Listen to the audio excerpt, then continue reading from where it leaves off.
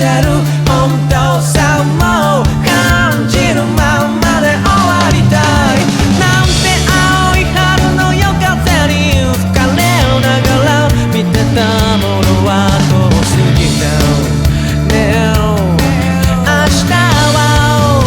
あんのかな夢の最終列車銀河の果てまで言ってみたいけど踏み込めないまままだ見ない未来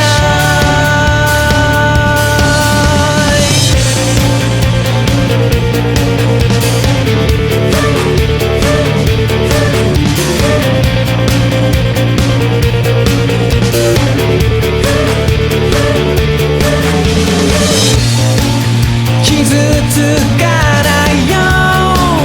閉じこもっていた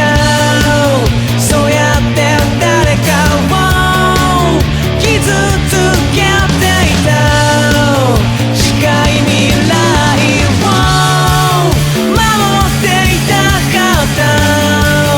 そんな自分とさよならするのさ